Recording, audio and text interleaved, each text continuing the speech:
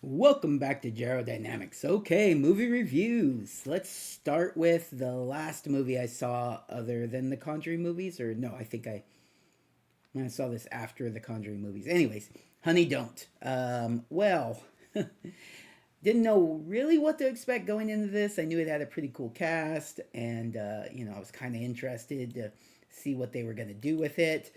But it was definitely not what I was expecting. I just didn't know what I was getting into. So let's just say there is a lot of nudity, sex, and then the cool mystery of it all. The she's a private investigator, and so that part of it's really cool. I'm not really big into the movies that have a lot of like nudity and sex.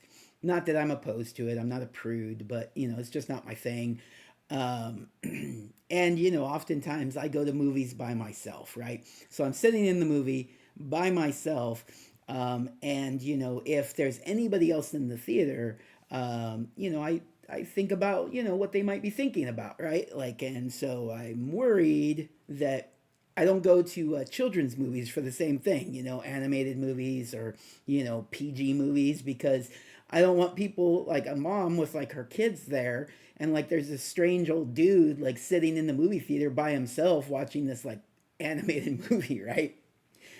I'm not there doing anything, but I don't like that, someone might think things. So I just avoid it usually. And usually I avoid movies that don't have a lot of graphic nudity and sex and that sort of thing. Again, not a prude, but, it's just, you know, something that you think about when you're a man, not a single man. I am taken. I am taken. But a man by himself at a movie theater. Anyways, done with that little rant. But yeah, so there was nudity and sex, and a lot of it was lesbian sex. So it's even weirder for a guy sitting by himself. Um, I don't think there were any like lesbian couples in the theater, so at least there wasn't that like where they're where it's extra awkward. But because I don't want to make them feel weird, right? Anyways, maybe I am the one who shouldn't feel so weird because, hey, anyways. But yeah, the movie was actually pretty good. There is a car accident, someone dies, and they're trying to figure out why this person was in the car accident, why did they die, and all the stuff going around, the town. By the way, town is Bakersfield, California, which is about an hour and a half south of me, and I've been to quite a few times. I didn't recognize any of the shots, so I'm not sure if they shot the movie in Bakersfield. I would assume they did though, because they did some, this whole like pan thing where it's where they're panning through all this like cityscape, and a lot of stuff said Bakersfield on it. I'm assuming they went to Bakersfield and shot these buildings and stuff. And if you're from Bakersfield, you probably recognize the buildings. I don't go there enough that I should recognize the buildings, and usually when I go there, it's either passing through or I'm going to a concert, which I actually haven't done that in a really long time either. I don't usually go and hang out in Bakersfield. So, anyways, okay. So, the basically the premise is she's trying to figure out why this lady died in this car accident. There is a church, which is where Chris Evans' character comes in. He's the pastor at this church, but there's all sorts of criminal activity going on. Through that's being funneled through the church. Also, he is a definitely like almost cult leader esque in that he sleeps with his flock, that sort of thing. So a lot of the sex in the movie is him having sex with members of his parish, or whatever you call it, congregation, because it's not a Catholic church, so it's not a parish. His congregation, whatever. And so yeah, it's interesting. Would I recommend seeing it? I don't know. If you're into that sort of thing, it might be for you. The storyline's pretty good. There's a decent twist. It's not, I mean, not super shocking, but a decent twist in it, and some good violence in it, and yeah, yeah. All right, so let's go through the normal stuff I go through here. Let's talk about the stats. Who's in this movie, and how'd they do? Okay, so director writer is Ethan Cohen, and then the co-writer is Trisha Cook. Stars Margaret Qualley, which let's go here. Let's see. Margaret Qualley is Honey Donahue. Honey O'Donohue is her name. Um, so the Honey Donahue, yeah. Anyways, um, then you have Aubrey Plaza, right? And so Aubrey Plaza plays she's a police officer, but like she works in like the evidence room or something. So she's not like a detective, but she is a police officer, and her character's name is MG Falcone, um, and there's a connection between her and Honey that takes place throughout the movie. Um, when I initially saw the trailers for the movie, I was looking at the two actresses that were cast and the two roles that they were cast in, and it just seemed like maybe they should be flipped. And after watching the movie, maybe they should be flipped, but I don't know. Margaret Qualley did a really good job as Honey. Aubrey Plaza did okay as MG Falcone, and usually I like her more in movies than this one. She was just kind of okay in it. It was kind of a bland character for her. Anyways, I'll just leave it at that. Although, let's just say not through the whole movie. She's not bland through the whole movie. Okay, moving right along. Chris Evans plays Reverend Drew Devlin. And so he's funny in it. Still kind of hard to take him as like this comedic actor, even though I remember him doing, comedy stuff before Captain America. And it's kind of hard to take him in this, like, basically this bad guy role that in this movie, but he does okay. He does all right. Um, Lara Abova plays Cher or Cherie, who's French, and she is the go between Reverend Drew Devlin and this French mobsters, I would imagine, that he's doing this business through. Um, you have a character named Hector who's played by Hasnier, which, okay, let me pull that up because I'm assuming he's a musician. I'm like, why else would he only have one name? Puerto Rican American actor, singer, and writer. So yeah, he's an actor though. It says actor first, so actor, singer, and writer. And yeah, so began his career as a musical theater performer. But yeah, Hasnier. Going back to Cherie, played by Lara Bova. Let's see where she's from. She looked familiar, but I think she just looks like and I'm gonna forget her name, but the lady who played the mummy in that Mummy movie with Tom Cruise, and she did a movie with Batista recently.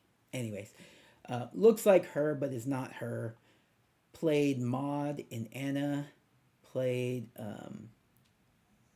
Kira Volkova in extra extraterritorial. Anyways, sorry, killed that one. One Piece. If you guys watch the One Piece series, oh, she's only in one episode. Miss All Sunday. And then anything else? Pitch Perfect. She was DJ Das Boot in the TV series Pitch Perfect. Yeah, so she hasn't done a lot. I didn't recognize her. She just looks kind of like the actress, kind of, not even a lot, just kind of like the act. I knew it was obviously not her because she doesn't look enough like her. Anyways, then we have Gabby Beans plays Spider, which is Honey's assistant. I didn't even know her character's name was Spider. I should have. I'm pretty sure she did call her that in the movie. What's Gabby Beans done before? She's fun, but like it's a bit role. It's a small role. You don't see her too often in the movie, but she does a good job in it. Let's see, Secession. So if you guys watch that, oh, she's only in one episode. She was in a movie called The Harbinger, 2022. She was in a TV series called The Good Fight, one episode. Ray Donovan, one episode. Let's see, anything else? Small roles here and there. She was Judith in Our Son. Anyways, nothing standing out to me. Okay. House of Cards. Okay, so she was in an episode of House of Cards. All right, who's next? Talia Ryder is Corrine, which I'm pretty sure is Honey's niece, if I'm remembering correctly. Maybe. Yeah, I think she's Honey's niece. Anyways, um, she was in West Side Story as Tessa. She was in Do Revenge, Gabby. Little Death, Carla. Anyways, younger actress. She was all right. She did an okay job in it. All right, Charlie Day. Charlie Day plays Marty Medikowicz.